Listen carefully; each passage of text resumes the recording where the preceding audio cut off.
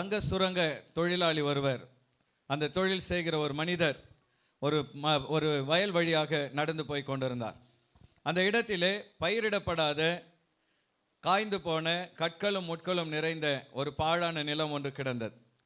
அந்த சுரங்க தொழில் செய்கிற அந்த மனிதர் அந்த நிலத்தின் வழியாய் போகும் பொழுது அந்த நிலத்தின் மண்ணின் தன்மையை கண்டு அவர் ஆச்சரியப்பட்டார்.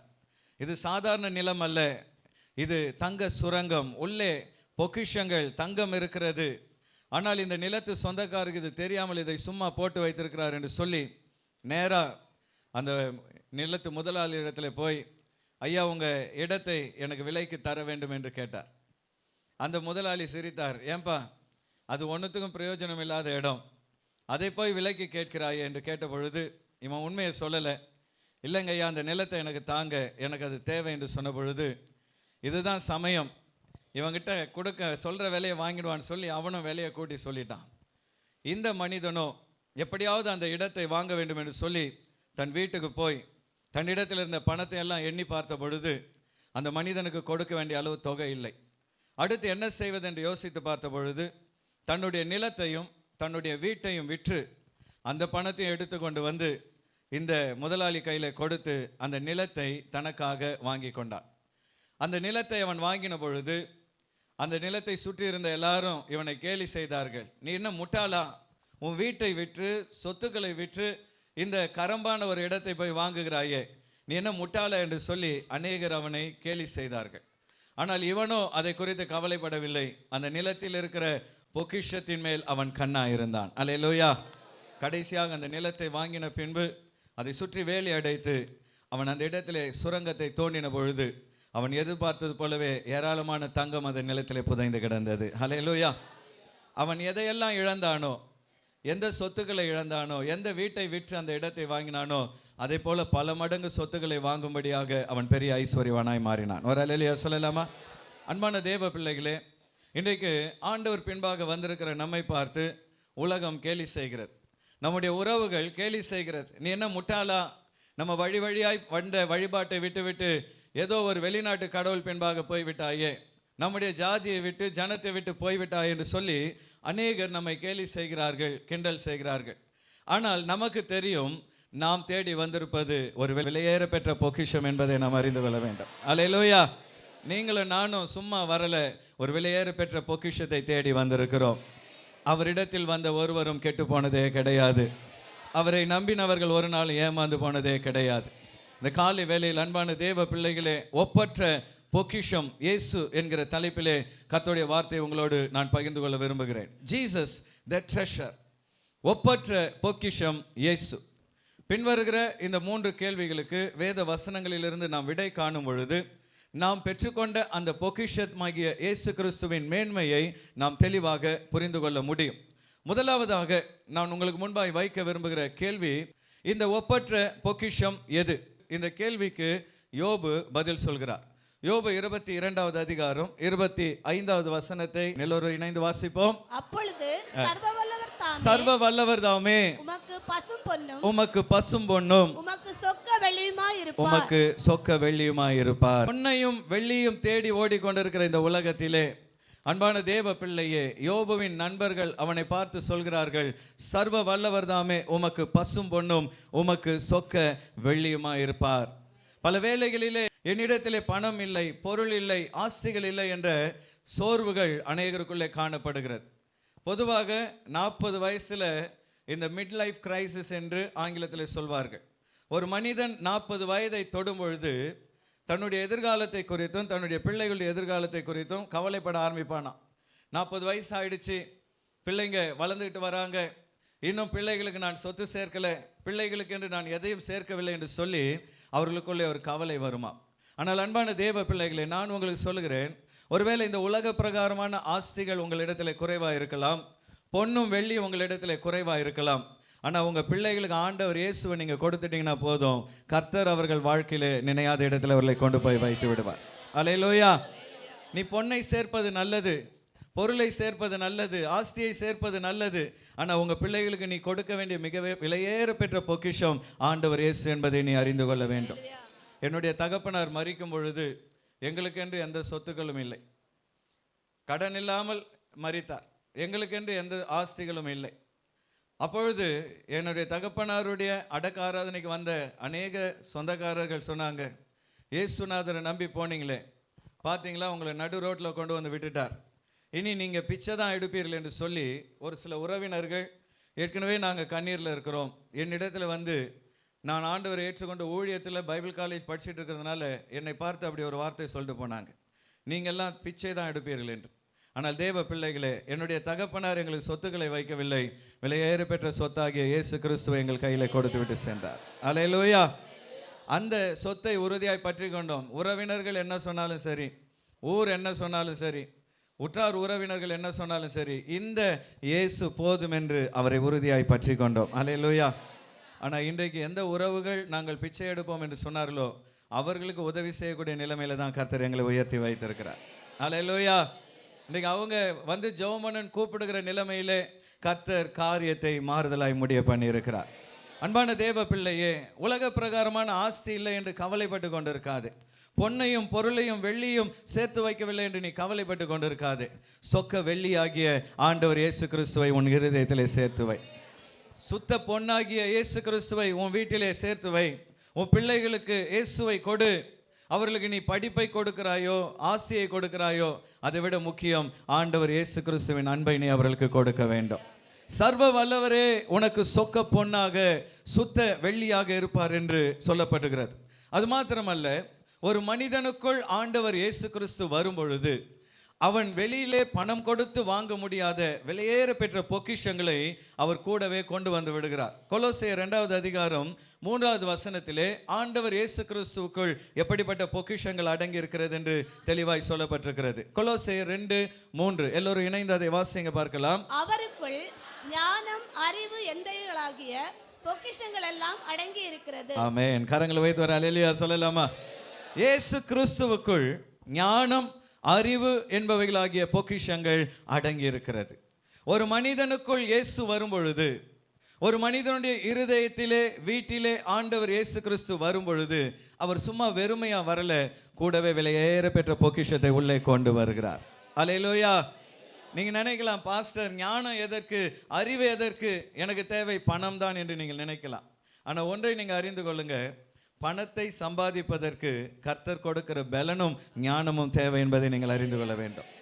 சரி, ஒருவேளை எங்கள் அப்பா அம்மா நிறைய சேர்த்து வச்சிருக்கிறாங்க, ஆகினால எனக்கு இந்த ஞானம் தேவையில்லை என்று நீங்கள் நினைக்கலாம். தாய் தகப்பன் சேர்த்து வைத்த சொத்தை பாதுகாக்கவும் ஞானம் தேவை என்பதை நீ அறிந்து கொள்ள வேண்டும். இன்றைக்கு ஞானம் இல்லாமல் எத்தனை பேர் தங்கள் சொத்துக்களை இழந்திருக்கிறார்கள். ஞானம் இல்லாமல் எத்தனை பேர் இன்றைக்கு வாழ்க்கையில் அழிந்து கொண்டிருக்கிறார்கள். ஒரு மனிதனுடைய இருதயத்துக்குள் ஆண்டவர் இயேசு கிறிஸ்து வரும் பொழுது கூடவே விலையேற பெற்ற பொக்கிஷமாகிய ஞானத்தையும் அறிவையும் அவர் கொண்டு வந்து விடுகிறார். அல்லேலூயா. அன்பான தேவ பிள்ளையே, இயேசு கிறிஸ்து உனக்குள் வருவார் என்றால் அந்த ஞானம் உனக்குள் வரும் பொழுது முதலாவது உனக்கு சொத்து வருகிறதோ இல்லையோ, உன் குடும்பத்தை கர்த்தர் கட்ட துவங்குகிறார். வீடு ஞானத்தினால் கட்டப்படும். அல்லேலூயா. உங்கள் பொண்ணுக்கு 50 சவரம் போடலாம், 100 சவரம் போடலாம், ஆனால் அந்த பொண்ணுக்கு ஞானம் இல்லைன்னு வச்சுக்கோ, ஒரே வார்த்தை போடா அப்படின்னு சொல்லிட்டு தாலியை கட்டி கொடுத்துட்டு வந்துடுவா. ஆனால் அந்த பிள்ளைக்கு கர்த்தருடைய ஞானம் இருக்கும் என்றால் அந்த ஞானம் அவர்கள் வாழ்க்கையில் நினையாத இடத்தில் அவர்களை கொண்டு போய் வைக்கும். அல்லேலூயா. பல வேளைகளிலே ஞானம் இல்லாமல் நிறைய நஷ்டங்களை சந்திக்கிறோம்.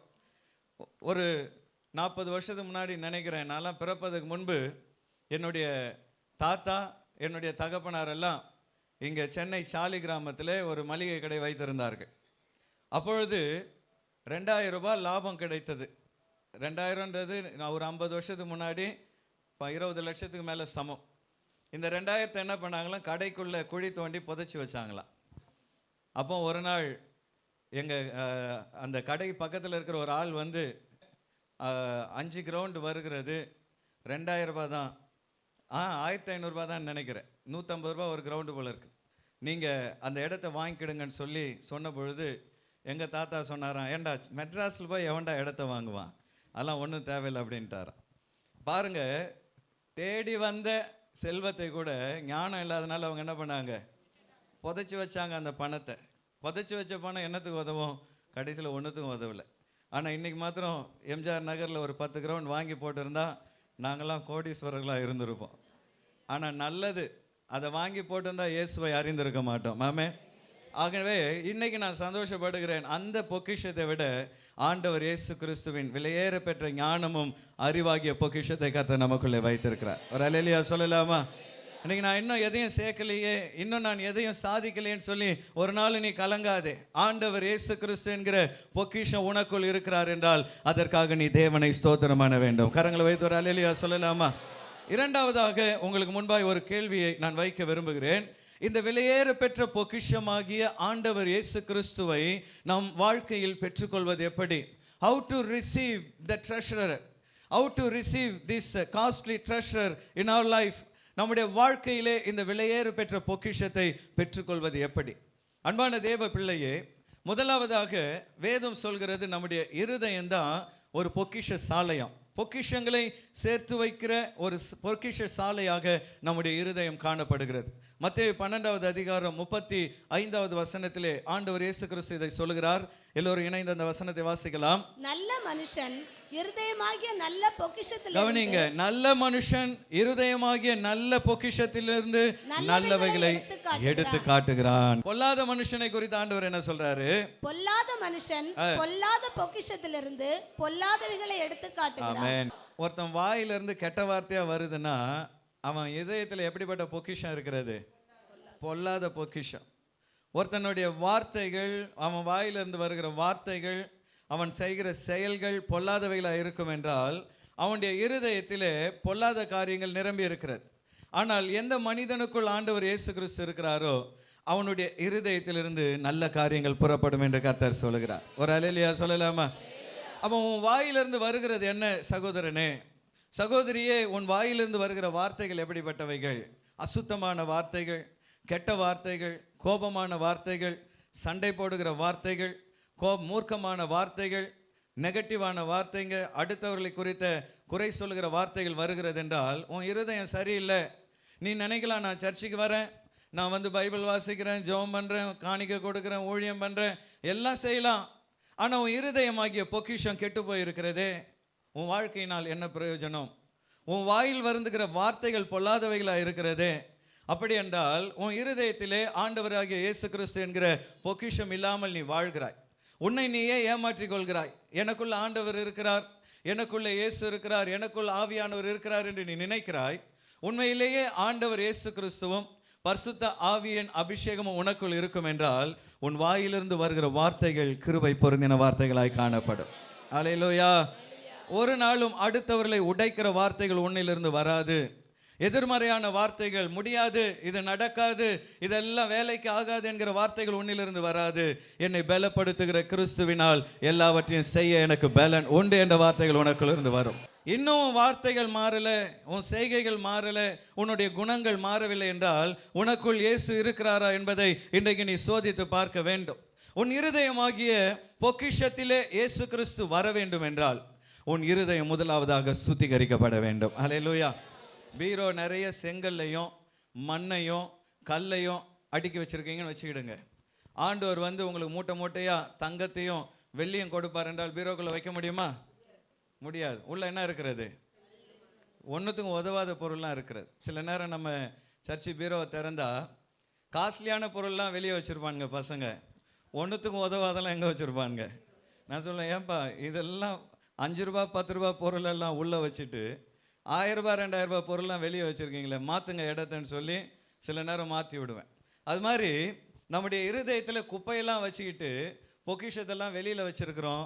ஆண்டவர் சொல்கிறார், நான் உனக்கு ஞானம் தரணும்னு நினைக்கிறேன், உனக்கு அறிவு தரணும்னு நினைக்கிறேன், உனக்கு ஐஸ்வர்யம் தரணும்னு நினைக்கிறேன். ஆனால் உன் இருதயத்தில் ஃபுல்லாக என்ன வச்சுருக்கிற? குப்பையை வச்சுருக்கிறேன் மகளே, நான் என்ன பண்ணேன்? அப்போ இந்த ஐஸ்வர்யங்கள் உன் இருதயத்துக்குள் வர வேண்டும் என்றால் என்ன செய்ய வேண்டும்? இருதயம் என்ன செய்யப்பட வேண்டும்? சிம்பிள். குப்பெல்லாம் என்ன பண்ணணும்? குப்பெல்லாம் வெளியே போயிடணும். குப்பை வெளியே போனாதான் பொக்கிஷம் நம்ம வாழ்க்கையில வரும். அல்லேலூயா. அப்படி என்றால் தேவ பிள்ளைகளே, தேவனாகிய இயேசு கிறிஸ்து கொடுக்கிற பொக்கிஷங்களை நம் இருதயத்தில் பெற்றுக்கொள்ள நம் இருதயம் சுத்திகரிக்கப்பட வேண்டும். யாக்கோபு 4வது அதிகாரம் 8வது வசனத்திலே அருமையாக இதை குறித்து யாக்கோபு பேசுகிறார். எல்லோரும் இணைந்து அதை வாசிங்க பார்க்கலாம். தேவனிடத்தில் சேருங்கள், தேவனிடத்தில் சேருங்கள். தேவ பிள்ளையே, ஆண்டவரை விட்டு விலகி நிற்காதே. ஞாயிற்றுக்கிழமை ஒரு நாள் சபைக்கு வருவதனாலே திருப்தி அடைந்து விடாதே.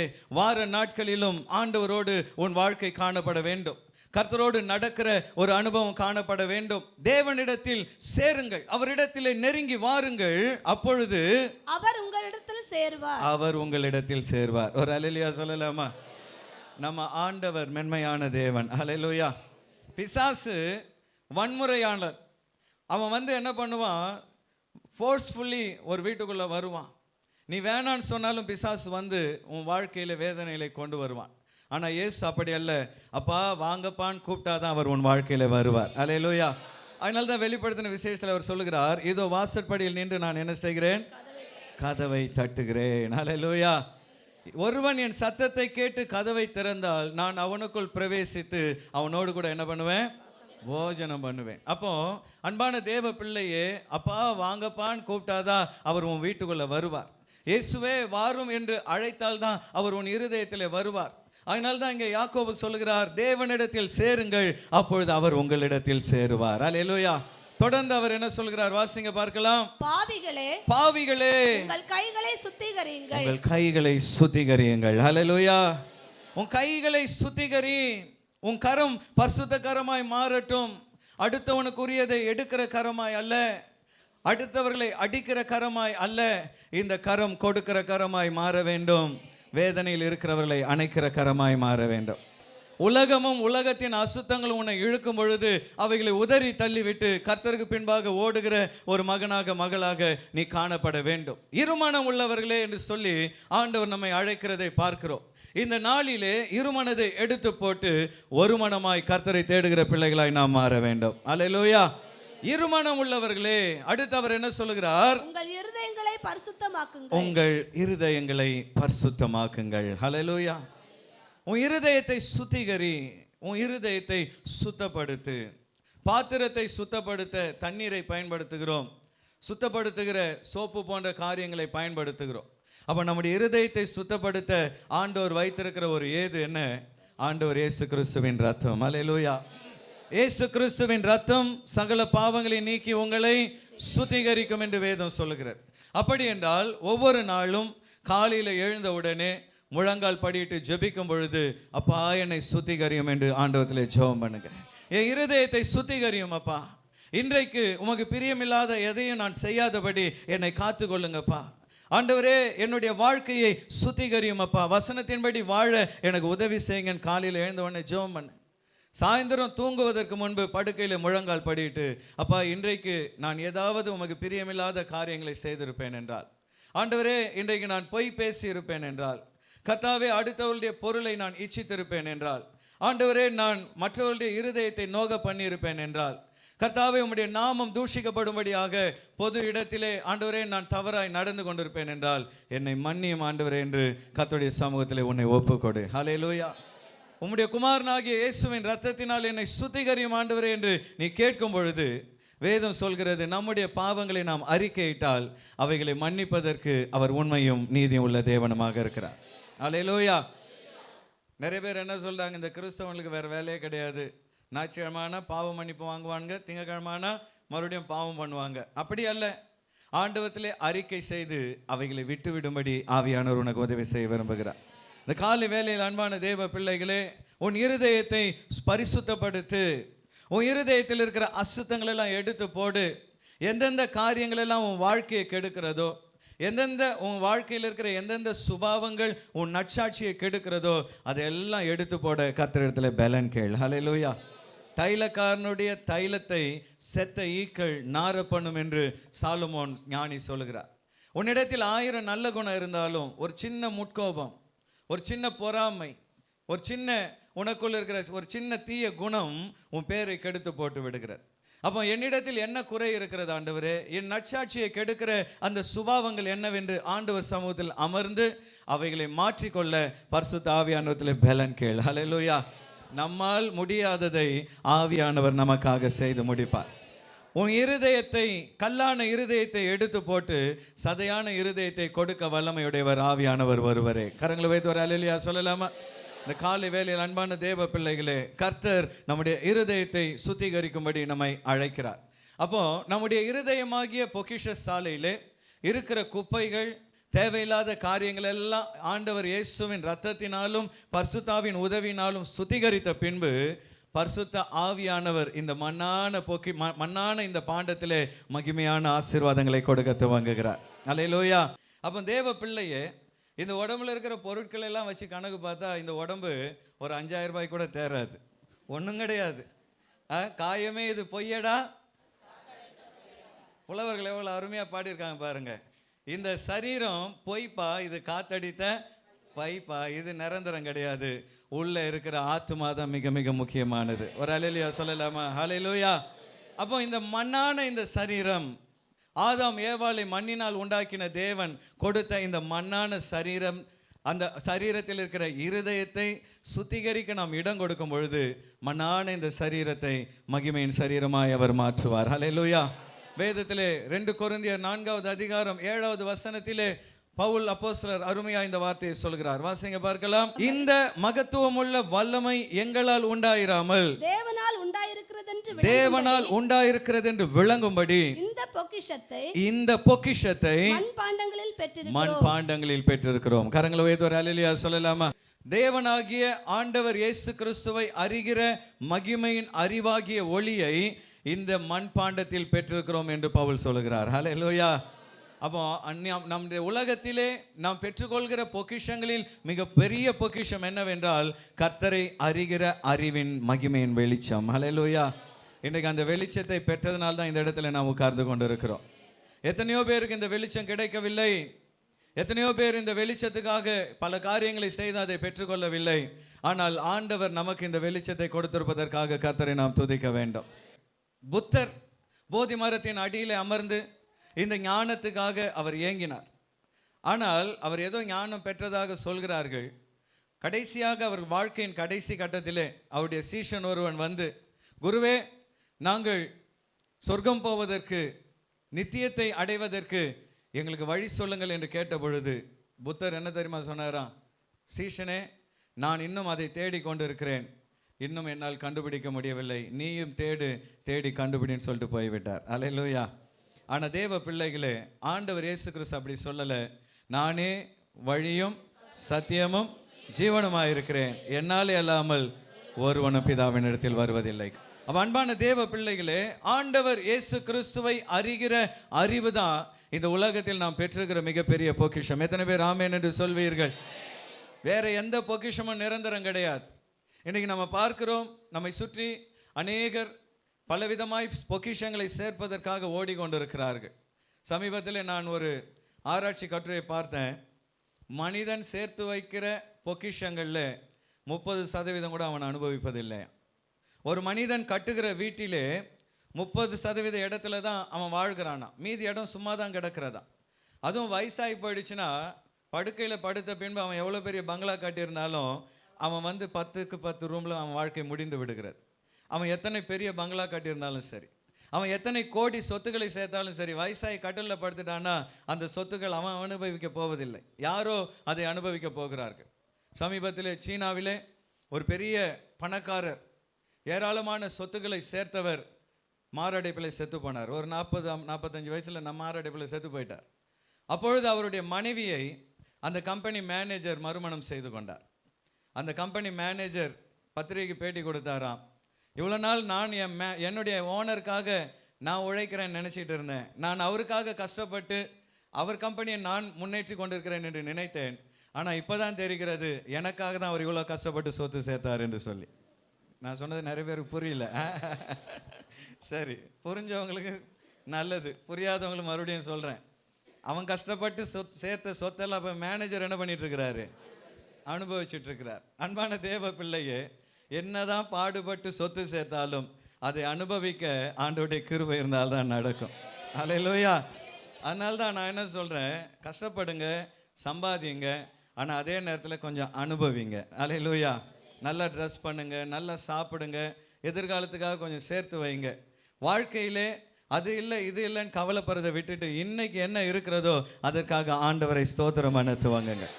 இன்னைக்கு சாப்பிட எல்லாரும் ஆண்டவருக்கு நல்ல உணவு கொடுத்துருக்கிறாரா? இன்னைக்கு உடுத்த நல்ல உடையை கொடுத்துருக்கிறாரா? இன்னைக்கு ராத்திரி தூங்குறதுக்கு ஒரு இடத்தை கொடுத்துருக்கிறாரா? கர்த்தரை ஸ்தோத்திரம் பண்ணலாமா? அல்லேலூயா. இந்த நாள் கர்த்தர் உண்டாக்கின நாள். இதில் நாம் என்ன பண்ணுவோம்? களி கூர்ந்து காடுவோம். நாளைக்கு ஏன் கவலைப்பட்டு இருக்கிற? நாளைய தினத்தை கர்த்தர் கவனித்துக் கொள்வார். அல்லேலூயா. அது இல்லை இது இல்லைன்னு கலங்கி கொண்டு இருக்காதே. மகிமையின் ஒளியாகிய இயேசு கிறிஸ்து உனக்குள் இருக்கிறார் என்றால் அதுதான் இந்த உலகத்தில் மிகப்பெரிய பொக்கிஷம் என்பதை அறிந்து கொள்ள வேண்டும். அந்த பொக்கிஷம் நமக்குள் இருப்பதற்காக தேவனை ஸ்தோத்தரிக்க வேண்டும். எத்தனையோ ஞானிகள், எத்தனையோ அறிவாளிகள் இந்த பொக்கிஷத்தை பெற்றுக்கொள்ளவில்லை. கர்த்தர் உனக்கும் எனக்கும் சாதாரண இந்த மட்பாண்டத்திலே மகிமையான அந்த பொக்கிஷத்தை கொடுத்திருக்கிறார். மூன்றாவதாக ஒரு கேள்வியை உங்களுக்கு முன்பாய் வைத்து நான் முடிக்க விரும்புகிறேன். இந்த பொக்கிஷத்தின் பலன் என்ன? What is the use of the treasure?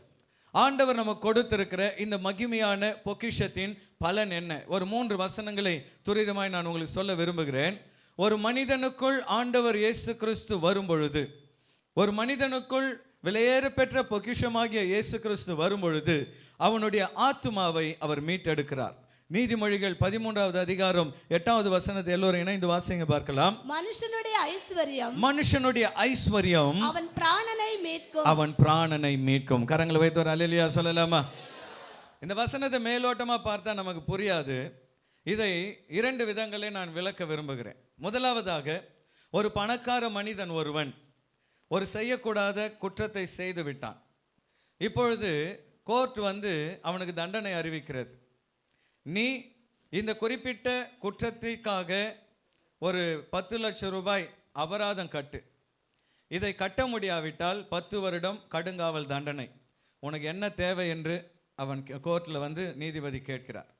இப்போ கையில் பணம் இல்லாத ஒரு ஏழை என்ன பண்ணுவான்? ஐயா, என் கையில் பணம் இல்லையா, நான் 10 வருஷம் ஜெயிலில் இருக்கிறேன் ஐயா அப்படின்னு சொல்லி ஜெயிலுக்கு போயிடுறான். ஆனால் கையில் கோடிக்கணக்கில் பணம் வச்சிருக்கிறவன் என்ன பண்ணுறான்? ஐயா 10 லட்சம் இல்லை 20 லட்சமாக தருகிறேன், என்னை தயவுசெய்து என்ன பண்ணிடுங்க, வெளியே விட்டுடுங்கன்றான். இப்போ புரியுதா உங்களுக்கு? ஐஸ்வர்யம் ஒரு மனிதனுடைய பிராணனை காக்கிறது. ஆனால் எல்லா நேரத்துலையும் கிடையாது. ஆஸ்பத்திரியில் போயிட்டு சாகிற நேரத்தில் நான் 1 கோடி தரேன், என்னை உயிரை காப்பாற்ற முடியுமா? அந்த ஐஸ்வர்யம் உயிரை காப்பாற்றாது. ஆனால் சில வேளைகளிலே ஐஸ்வர்யம் ஒரு மனிதனுடைய பிராணனை காப்பாற்றுகிறது. அல்லேலூயா. இப்போ அப்படியே ஆவிக்குரிய வாழ்க்கைக்கு வாங்க. ஒரு மனிதன் தேவனுக்கு விரோதமாய் பாவம் செய்கிறான். மனிதனுக்கு விரோதமாய் செய்யப்படுகிற பாவத்துக்கு பெயர் குற்றம். தேவனுக்கு விரோதமாய் செய்யப்படுகிற பாவத்துக்கு பெயர் பாவம். அல்லேலூயா. அப்போ ஒரு மனிதன் தேவனுக்கு விரோதமாய் பாவம் செய்கிறான். அப்போ பிதாவாகிய தேவன் அவனுக்கு ஒரு தண்டனை கொடுக்கிறார். குற்றமில்லாத ஒரு இரத்தத்தை நீ சிந்துவாய் என்றால் உனக்கு நான் மன்னிப்பு தருகிறேன், இல்லை என்றால் நித்திய நரகத்துக்கு போ என்று ஒரு தண்டனை கொடுக்கிறார். இப்போ நாம் போகிறோம், குற்றமில்லாத இரத்தத்தை தேடுகிறோம். நம்ம அம்மா குற்றமில்லாதவங்களா இருப்பாங்களா? நம்ம தாத்தா பாட்டி குற்றமில்லாதவங்களா இருப்பாங்களா? அண்ணன் தம்பி குற்றமில்லாதவங்களா இருப்பாங்கன்னு பார்த்தா பாவம் பண்ணாதவங்க இந்த உலகத்தில் ஒருவருமே இல்லை. அல்லேலூயா. குற்றமில்லாத ரத்தம் ஒன்றுமே கிடையாது. அப்போ நீதிபதிகிட்ட போய் சொல்கிறோம், குற்றமில்லாத ரத்தம் ஒன்றுமில்லை ஐயா அப்படின்னா ஒரே வழி, நீ நரகத்துக்கு தான் போக வேண்டும்.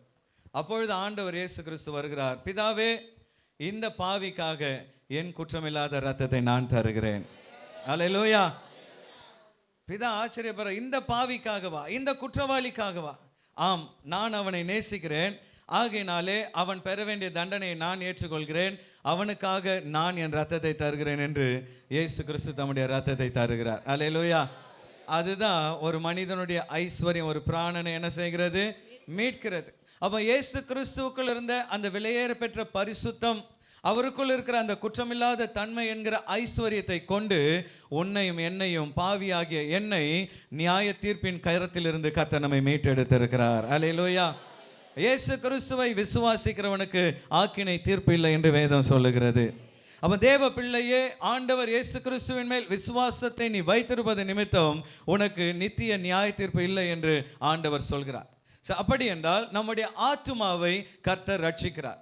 இரண்டாவதாக, ஒரு மனிதனுக்குள் ஆண்டவர் இயேசு என்கிற பொக்கிஷம் வரும் பொழுது இந்த பூமியிலும் அவனுடைய குறைவுகளை கர்த்தர் நிறைவாக்குகிறார். அல்லேலூயா.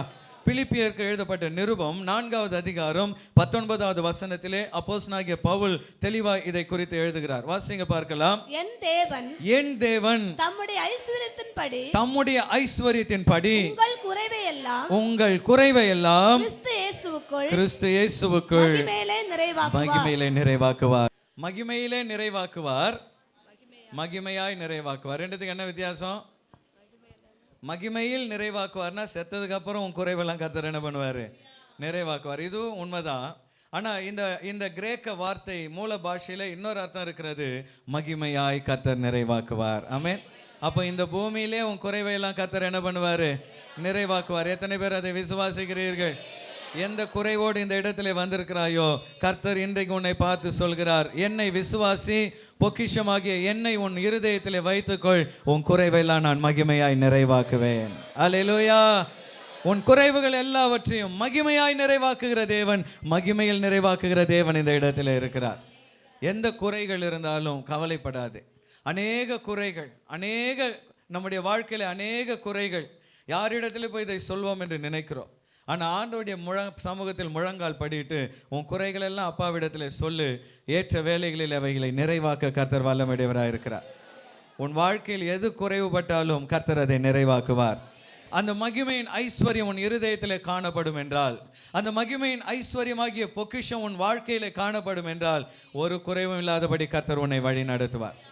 ஆண்டோடைய வாக்குத்தத்தங்கள் பொய் சொல்வதே கிடையாது. அல்லேலூயா. 34வது சங்கீதம் 10வது வசனத்திலே ஆண்டவர் என்ன வாக்கு கொடுத்திருக்கிறார்? சிங்கக்குட்டிகள் தாழ்ச்சி அடைந்து, அப்ப காட்டுக்கு ராஜாவாகிய சிங்கத்தின் பிள்ளைகள் கூட பட்டினியாய் கிடக்கும், ஆனால் கர்த்தரை தேடுகிறவர்களுக்கோ ஒரு நன்மையும் குறைவுபடாது. ஹல்லேலூயா. உன் சரீரத்தில் பலன் இருக்கிற இந்த நாட்களிலே, ஆண்டவர் உனக்கு ஜீவன் கொடுத்த இந்த நாட்களிலே, கர்த்தராகிய பொக்கிஷத்துக்காக நீ எதையாவது செய்ய வேண்டும் என்று கர்த்தர் உன்னை அழைக்கிறார். ஹல்லேலூயா. தேவனுக்காக ஆத்துமாக்களை ஆதாயம் பண்ண, தேவனுடைய ஊழியத்தை செய்ய, கர்த்தருக்காக அவருக்கு பிரியமான ஒரு வாழ்க்கை வாழ்கிற இந்த நாளிலே தேவனோடு கூட நேரத்தை செலவிட ஆண்டவர் உன்னை அழைக்கிறார். இன்றைக்கு நீ எதை பொக்கிஷமாய் நினைக்கிறாய்? அழிந்து போகிற உலக காரியங்களையா, அழியாத ஆண்டவர் இயேசு கிறிஸ்துவையா? ஹல்லேலூயா.